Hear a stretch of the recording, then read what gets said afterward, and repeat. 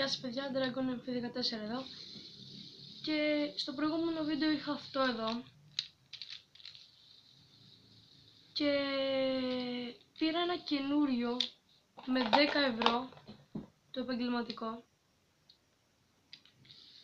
Αυτό εδώ γυρνάει 1 λεπτό και 25 δεύτερα.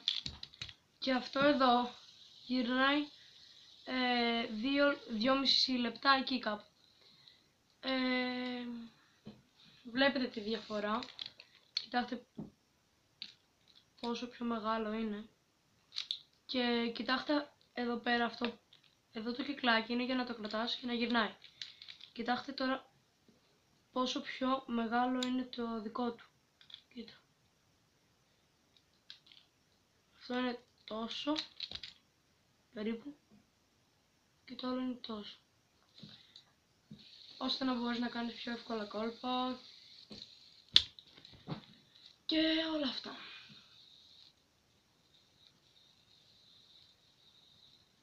Επίσης στη συλλογή μου έχω προς το παρόν μόνο 3.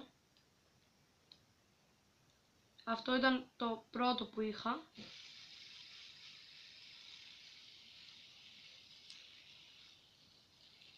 Ήταν το πρώτο fidget που είχα. Μετά από αυτό που μου είχε σπάσει για κάποιες μέρες, αλλά το κόλλησα. Πήρα αυτό εδώ.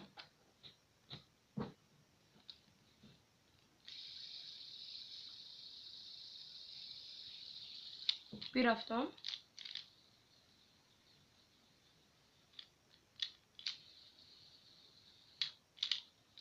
Και μετά πήρα αυτό.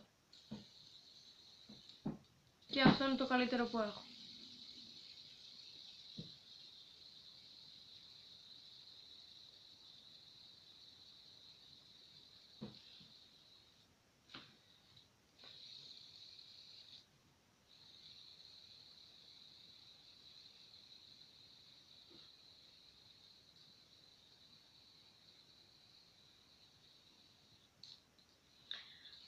Αυτό ήταν το βίντεο. Απλά ήθελα να σας δείξω αυτό. Άλλο ένα μικρό βιντεάκι για fidget.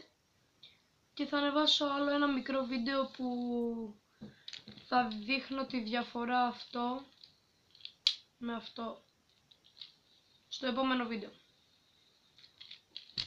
Γεια σας!